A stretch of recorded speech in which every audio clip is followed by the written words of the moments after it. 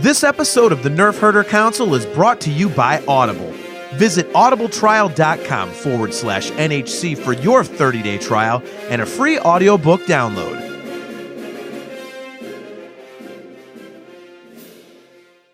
Warning: the following podcast contains irreverent humor, exceptionally nerdy opinions, potential cursing, and plenty of love for the prequels. If any of the preceding offends you, please turn off this podcast immediately, and may the Force be with you. Why, you stuck-up, half-witted, scruffy-looking nerf herder! You can't use that word! Only we can use that word! The ability to speak does not make you intelligent.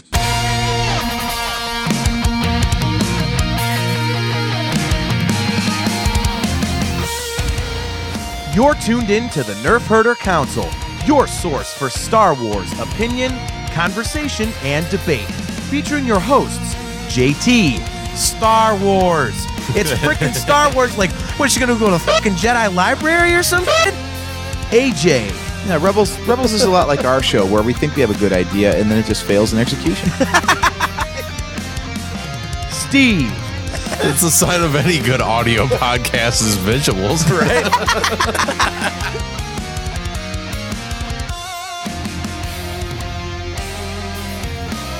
On this episode of the Nerf Herder Council, an NHC first, we give our reactions to fan comments from our YouTube page.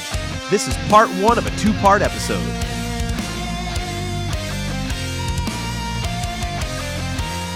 This is the Nerf Herder Council.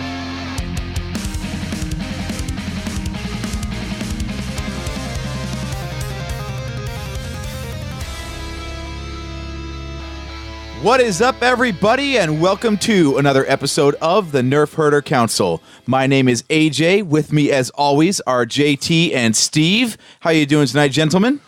My name is AJ. Whoop. My name is what? My name is. Oh, I'm sorry. I am your host, AJ. There it is. With me, as always, are JT and Steve. There you go. I'm doing great, man. It's not always. I wasn't here last week. Oh, man. See, if you're going to do it, you can't do it so loudly at the very beginning because you end up like peaking the audio. You got to get used to that. So you got to lean back a little bit and then lean back in. So it's like a natural fade in, but your volume covers it. Rookie. Hashtag fourth wall. Yeah. A little podcasting lesson for anybody too lazy to actually do that crap in post. I've got some waveforms to show you from previous episodes. Oh God. Well, believe me, yeah. So that's when we're rolling. So yeah, anyways, so how was the last show? Yeah. The last show was good. There we go. I'm glad everything worked out. Yes. You were missed. But it was an interesting co-host that we had, so... Well, just as long as he held his weight, that's all that matters. He did. Good. His head was unusually large, but that's okay. Mm-hmm. So... Couldn't keep him from breathing on the mic. Yeah. I'm sure he couldn't help it. He was annoying. I don't know. Breathing. I think he did okay. He seems like a good guy. Okay, so... I have one of those little trivia things again. So, I'm trying to get the ones that are worth a damn. Because some of them are pretty obvious. There's not really any good facts in there. You're only 20 days into the year, man. Well, I mean, it's just obvious stuff. I want to bring ones that actually tell you something that you wouldn't normally know. January 23rd, Anakin doesn't like sand. Yeah, some of it's like that. Some of it's like that. Like the one there was one that it was Ewoks, and it said, they're indigenous to the, moon of Endor, and they, allowed the rebels to be in their tribe, and then they helped them fight off the Empire and blow up the shield generator, which took down the Empire. Like, they don't wear pants, but they wear headdresses. And they're great seamstresses. Yes. So, I mean, that wasn't very informative. I did leave one behind that it was about Camino saber darts. And the only thing that was really interesting, it actually gave the two types of poison that they were created to administer. And those two types of poisons kill within 10 seconds. Ah. Does it talk about the funny little markings on the sides? No. Droids wouldn't recognize that, No, they would not. That's the difference between knowledge and wisdom. There's your episode 2 moment. And following on the heels of an episode 2 moment, here's an episode 1 moment. The Radon Ulzer Pod Racer. young slave Anakin Skywalker builds his Radon Ulzer pod racer in secret using the same design that his Boon to Eve Classic competitors use. One pod with a cockpit pulled by two high-powered engines. But Anakin develops a new fuel atomizer that ups his speed by 590 miles or 150 kilometers per hour. So that's why it's so fast. Okay, So he was cheating. He may have been. All right. what's that old adage? If you ain't cheating, you ain't trying, something like that. Yes. But can we talk about this for a second? The whole Anakin deal. Like, he's a slave, and yet he's able to get parts for a protocol droid, build an entire pod racer, which is basically a race car. Now, I could barely afford the car payments on my regular car, let alone like have another one in the garage that I'm working on. This kid's an 8-year-old slave. Where is he getting this from? He works in a junk shop. He trades some of his pay or gets it off a Watto. He's a slave. He doesn't get paid. Okay, so he does something for parts. That's an easy one to answer. Oh, boy. Okay. Well, You had to if go Casual there. Vader was still here, you could have asked about his, sneaky past. Yeah, when he his was a early child. years. That's one to forward it to him. So, hey, buddy, what were you doing to earn all those parts?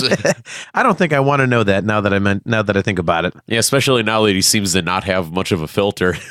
He might not want to know. Exactly. In retirement, he'll tell you anything you want to know. Maybe that's why he turned into an alcoholic. It's possible. Very possible. Somebody's trying to forget. Knock those memories out. Right? A little blue milk. So what we wanted to do tonight was actually read some fan feedback from our YouTube channel. We actually get comments every here and there, and we thought we would read a couple of them because they're pretty interesting. Kind of long. This one, for example, is 2 pages. Well, we've got a couple of people that definitely they take their time. Yes.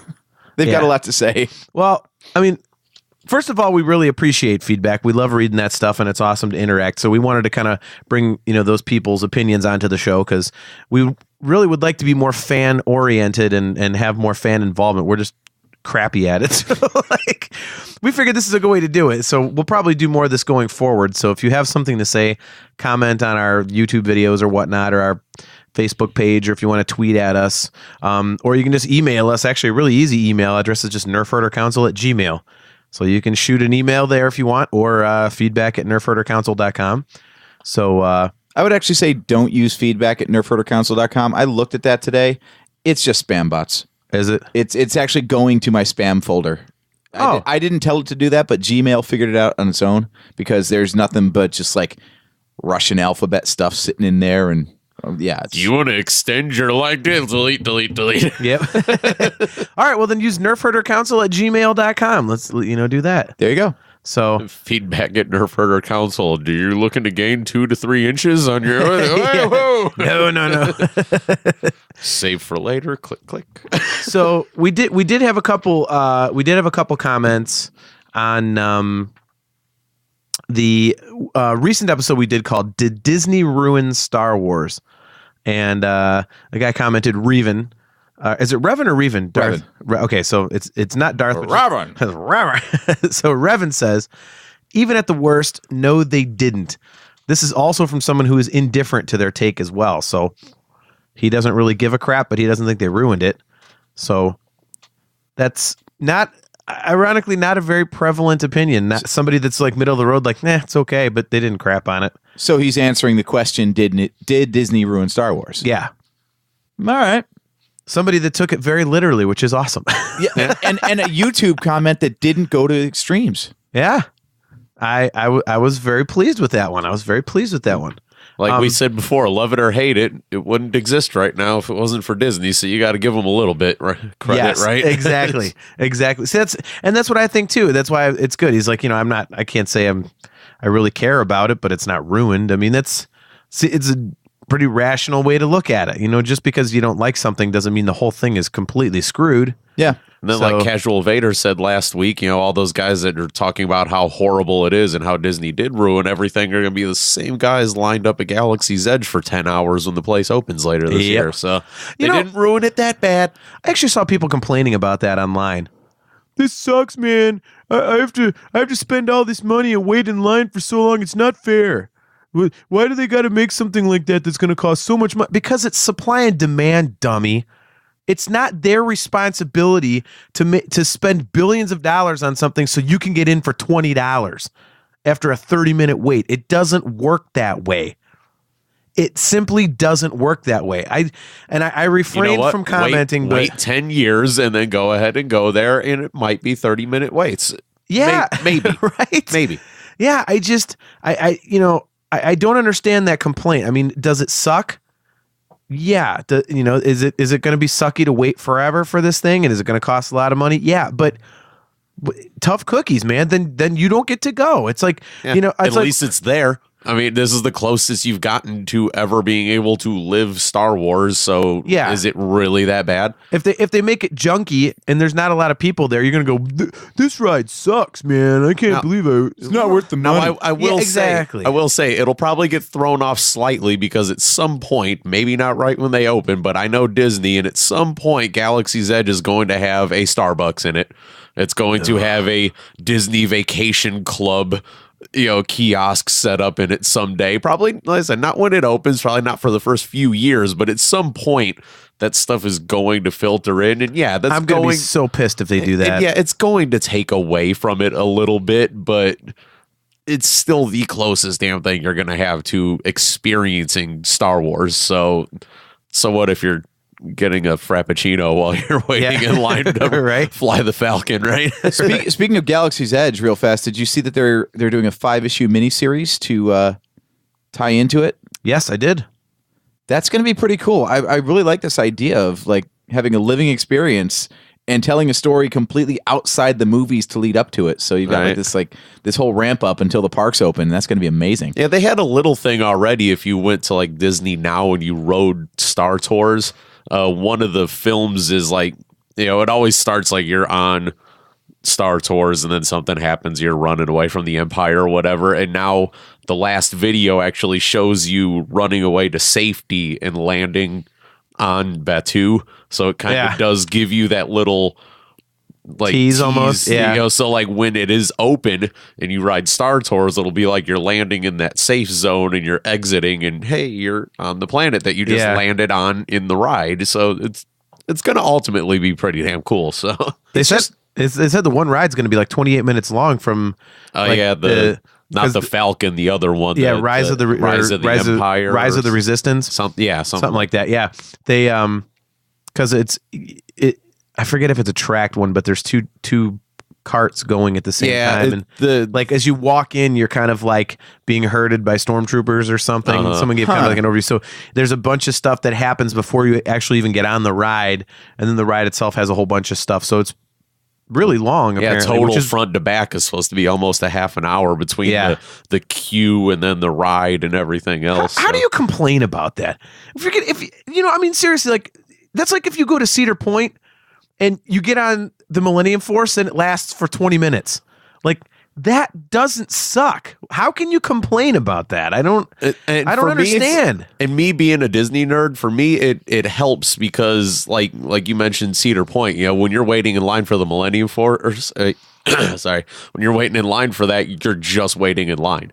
Like Disney, you're waiting in a themed area, so you're already engulfed, and a lot of times it doesn't feel like you're waiting that long because you're already part of whatever the hell you're getting on. It's like at Universal where the Hogwarts ride, you're walking through the Great Hall and all these different locales of Hogwarts Castle before you get on this like 4.5 minute motion simulator. So most of it is spent just gawking at all the visuals before you even get on the ride. It's really cool that way, actually. I think it's a really neat trick. Yeah, theming helps a lot. Right. Yeah, it's just weird. This whole planet, Batuu, is all based outside of the movies. I forgot that it's also in Thrawn Alliances. Yeah, that's where they really first brought it up. So you've got a whole story or a whole location that's never been seen on screen. It's only in a theme park, a comic, and a book. That's like you said, that doesn't suck. Like maybe it's Disney's doing too much with Star Wars, but that's pretty cool that you've got this location that exists across 3 different media, and it's not even the traditional on-screen stuff that we're used to. Well, and again, for people that are complaining like, well, I can't afford that, or it's too much money, or it's too long of a wait. I mean, it's the law of supply and demand, and you have to put yourself in their shoes. If you're running a business like that, you're doing the same thing. I mean, it's like, you know, I've played in bands for years, and it's like local musicians who complain about clubs that make them sell tickets to get shows, or, you know, you have to bring a certain amount of people, this, that, and the other. Well, that sucks. I wouldn't make people pay to play. Like, okay, yeah, but if you're a bar owner, yeah, you would, because you realize that there's an unbelievable proliferation of crappy bands that come into your club and bring like 3 people, and you have a horrible night at the bar. You don't make any money. They know this, so they try to make sure that they are making money. If you were a bar owner, you would do the same damn thing. No, I wouldn't. Yes, you would. Yes, you would. You like to think you would until that first show happens that you are in the red, and then the next show you're like, oh yeah, I'm going to do what I said I wasn't going to do. Yeah, exactly. I mean, this is just what happens. It's like, you know, it's like getting pissed off like, well, that's not fair that the Audi costs $80,000. I can't afford that, and I want an Audi. Well, you can't have an Audi. Save $80,000. And in the case of Batu and Galaxy's Edge and all this, it's all optional. Like, if you're just a movie purist, you're not missing anything crucial by not going to the theme park, reading the comic, and reading the book. Yeah. Yeah, I know the money difference is substantial, but it's all the same thing. If you're pissed off at the movies, nobody says you have to go. Nobody says you have to read the books. Nobody says you have to read the comics. Nobody says you have to buy the video games. Nobody says you have to go to Disney. So It's just take it or leave it. If you want to enjoy the movies and complain about Galaxy's Edge because you can't afford it, oh well. The rest of us are going to go have a blast. Right. And we're going to go into credit card debt in the meantime, but we're going to have a blast. I agree. All right, well, back to the initial topic. Sorry. Max S says, I really want to travel. I wasn't quite sure what his point was here, so maybe you guys can shed some light. But is this also from the Did Disney Ruin Star Wars episode? Yeah. Okay. I really want to travel 10 or 20 years into the future so I can see my Star Wars ruined. If that ever happened, I wouldn't even be mad. I'd be happy that I can finally pull out all of my negativity. So I don't know if he's like holding back on, you know, or if he's ripping on people. I'm not quite sure I understood where he was going, but, you know, any ideas? People love to complain on the internet, so maybe he's saying he's got nothing to complain about right now, so hopefully 10 or 20 years from now, he'll be able to identify with the way fandom is right now, being all negative. That could be Maybe. it. I wish my life sucked more so I could get along with people better. When we all turn into that old man from the meme, the back in my day guy. Oh, well, that is definitely a thing with Star Wars, isn't it? That is definitely a thing. Like, whatever trilogy you grew up with or TV show, whatever it was, that's the age you will always be when it relates to Star Wars. Yep. All right, so let's read this long one here, and then maybe we'll get some conversation going. And just a little teaser here for the upcoming comment after this long one. I did print out the headcanon troll. So I did print that out. By the way, I got into it with somebody else on Facebook again this week. And I realized that I only get into it with people that have uneducated whole remarks. If it's just like, that movie sucks, I'm like, all right, I can let that go. You don't like it. So you're like just taking on all of social media at once. No, but it's just people that just make these, like, this one was, well, good that, God, what was it? It's something, oh, well, it's already been proven factually that Disney Star Wars is a failure. Good riddance. I'm glad it's failing and going under. And I said, they've put out 4 movies that have made over $4 billion, and they only paid $4 billion less than 6 years ago. How would you consider that a failure? Because of facts and statistics I already gave you. And I said, you didn't provide any facts or statistics. I gave you facts to say that you are factually wrong. Where are you getting this information from? You don't read, you clown. You suck, and you're an idiot, and you don't read. Ha, ha, ha. You're just a troll. I'm like, you didn't say anything, you didn't. I did actually. Did you at least give our podcast to him? Actually, just wait. So I actually did not say. Before you go further, basically, I just kept asking him for facts. He wouldn't give it, and I kept providing more facts, so he just stopped. So now let me finish. Hold your point, because he just asked something. Can I finish? So I said, so he said I was a crappy Star Wars fan or something, and I said, dude, you know what you need to do? There's this podcast. You need to go listen to this one particular episode because like I think it's kind of like about people like you. I did not say it was our show, but I checked the numbers on the Spreaker page for that episode, and 3 days later it was up by 1. So so I think I got him to click on our show. Now you can officially call me a troll for that, but I just had to see if it would work. So Anyway, Sorry, go ahead. Disney's a failure with their Star Wars when they paid $4 billion in between the first movie, merchandising, and promoting. don't even consider merchandising. In promoting for the second movie, they were already in the green. So by the time Rogue One hit theaters, they were already printing money on this. Just take the box office alone, and they made it up. I mean, it's like, so don't. Oh, I'm quoting facts and statistics. No, you're not. Like, yeah, I mean, just You're on using the movies, words they facts made and their money statistics back. without using facts and statistics. Like what are you doing? When you're talking about businesses and you're making money, it's not a failure anymore. Yeah, that's what I thought. When it's in the red, you could call it a failure. When you've made that money, when you've made $4 billion back in the time of 600 days, Yes. I don't think it's exactly a failure. I agree. Okay, so this is kind of long, so stop me if you hear something that piques your interest, because there's some very interesting comments here. This is from Chunk this up if you can. There's a lot to digest. Yeah. This is from a user who changed his name. Used to be Chris Carbine, but now he changed it to Chris P. Tenders. So he actually has commented on a number of our things, and he comments like novel length stuff, which is not a problem. You know, you gotta get your opinion out. He doesn't have a full length show like we do to just banter and ramble. So, and He's giving us one by putting this. Yes. Well, since we know he listens, it's not that hard to make one of these shows. Trust us. Yeah, and but I mean, his points are really. He makes a lot of really good points. So, he says, "Casual Vader is a riot." When it comes to the movies, I don't think the frequency of releases has all that much to do with the rut Star Wars is in right now. I also think it doesn't matter if the movies are fun, entertaining movies on their own.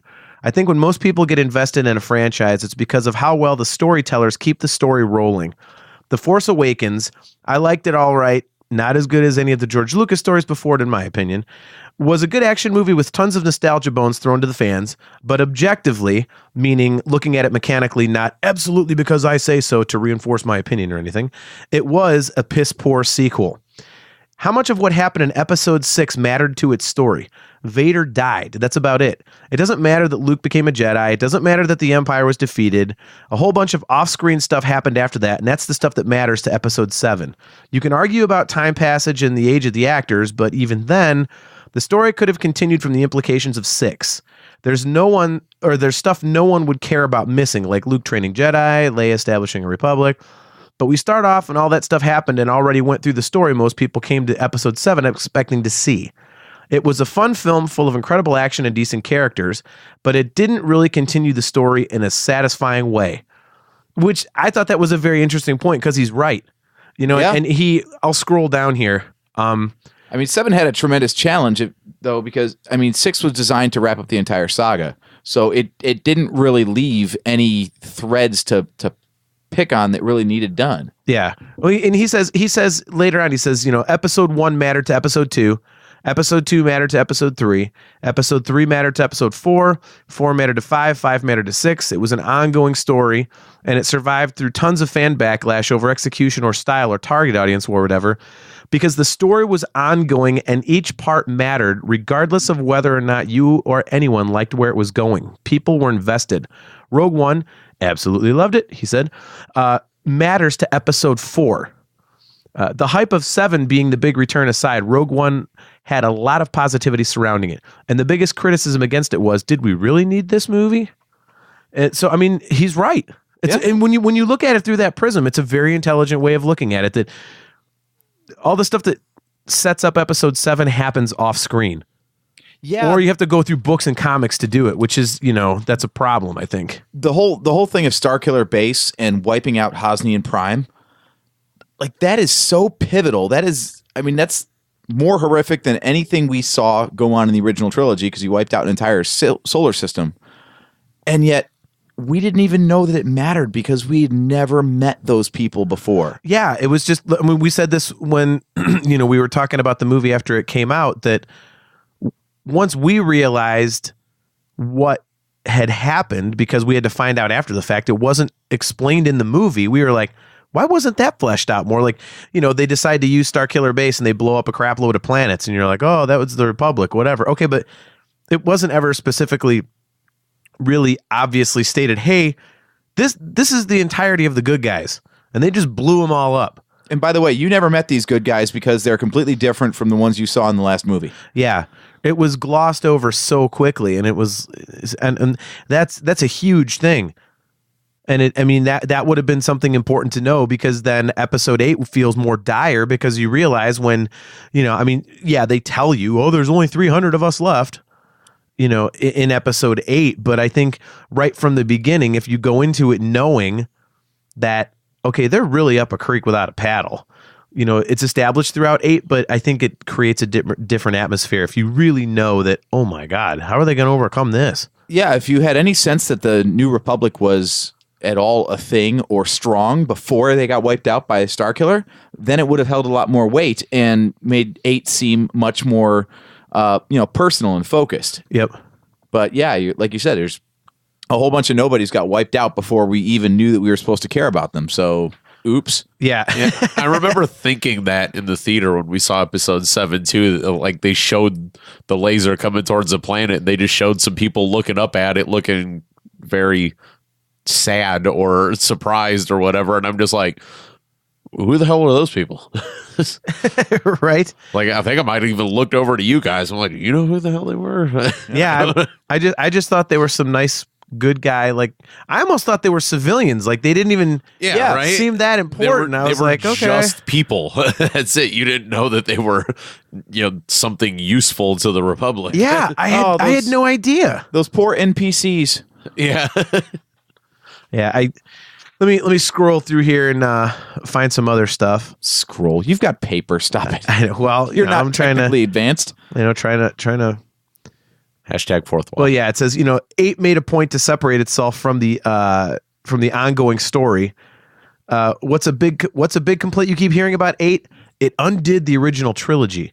Well, it didn't literally undo the original trilogy, but it did tell a story about regressing from the conclusion of episode 6. So people who are here for the ongoing story are told to go cram a lightsaber in their dark side nexus. Well put. Yeah. Honestly, the ongoing story is why comic book movies are so well loved. They aren't all that good. Most of them suck. I disagree completely, Chris. No offense. I think there's only like 3 or 4 that I really have not liked, and go ahead and crucify me now, but Black Panther was one of them. The Academy disagrees. Well, dude, I just do not get it with that movie. I've tried watching it many times. I'm like, I don't see it. I didn't mean to sidetrack you. No, that's fine. That's not for I'm me. with you. An Oscar, really? But then again, later on in this, he rips on my favorite movies, because he said Captain America, Thor, nobody cared. Those movies sucked anyway. Captain America: The First Avenger is my favorite all-time Marvel movie. Now I'm mad. Real super quick. You mentioned 3: Black Panther, Ant-Man, and Doctor Strange. They can all go.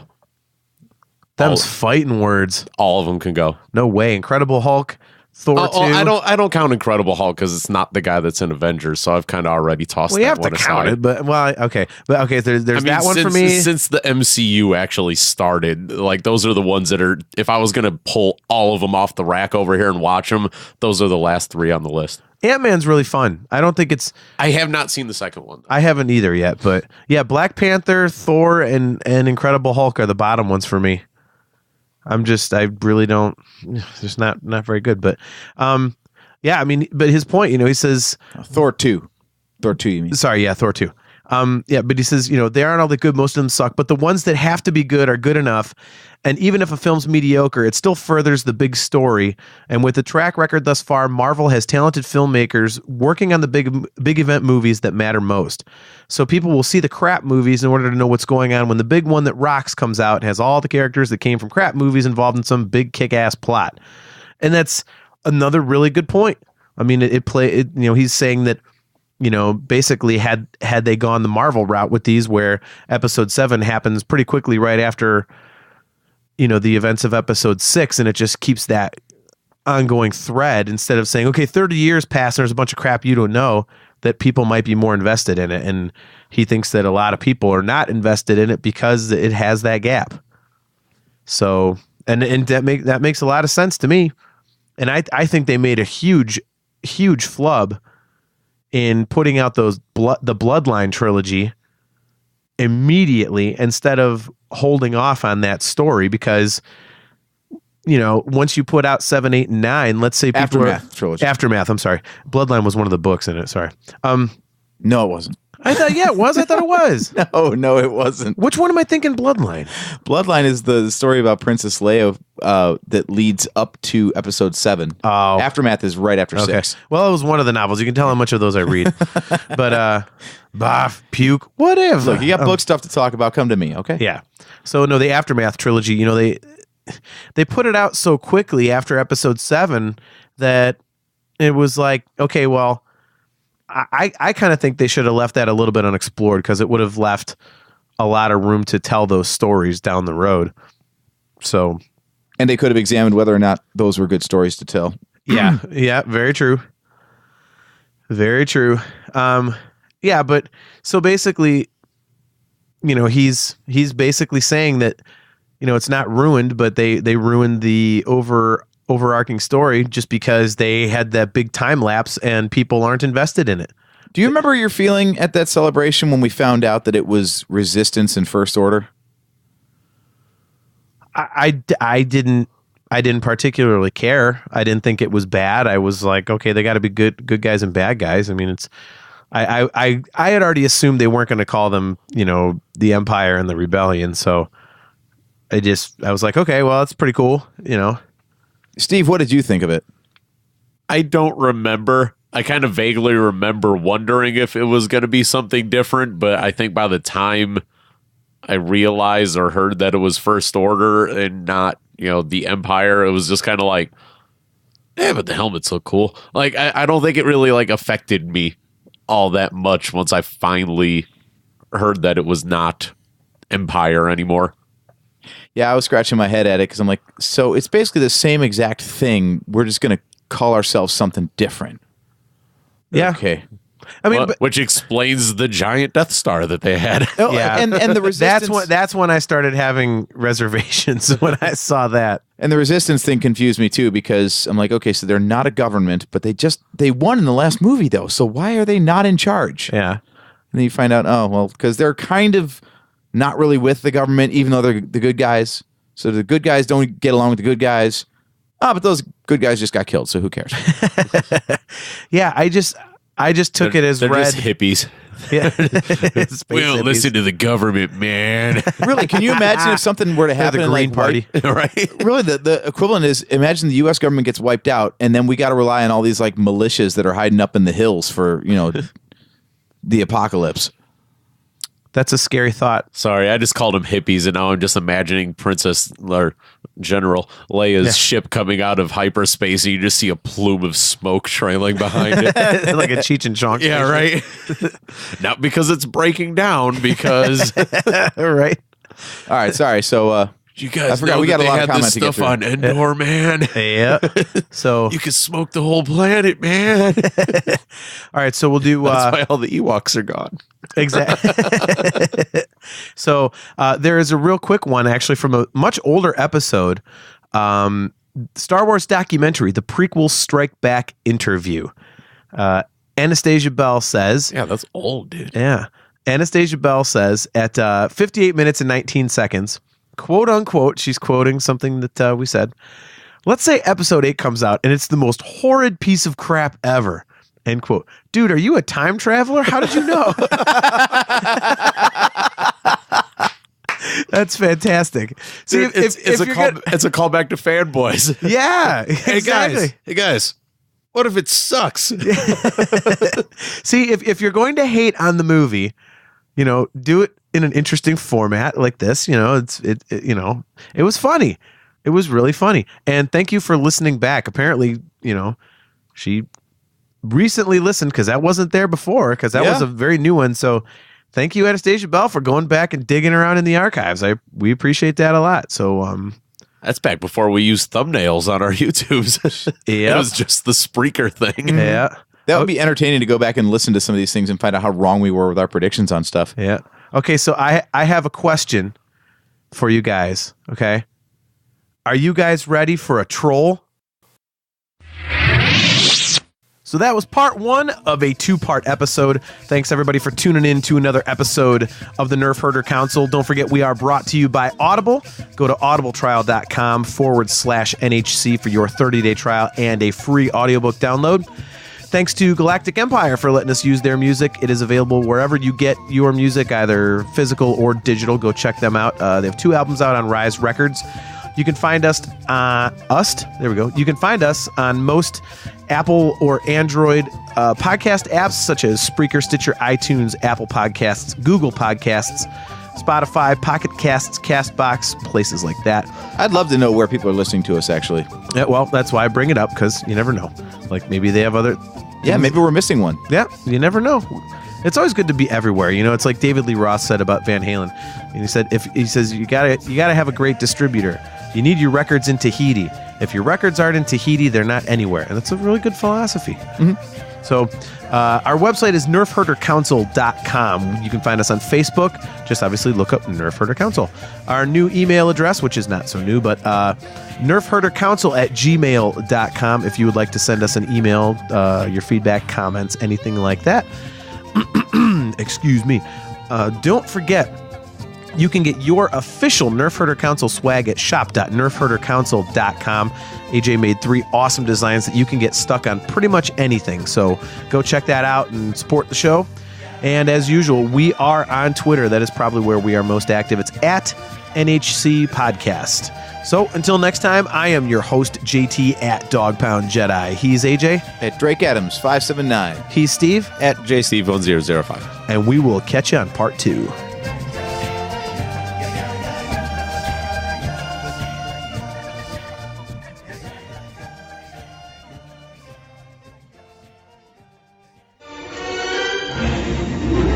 Bolts is never gonna get us past that blockade. This bucket's got a few surprises left in her.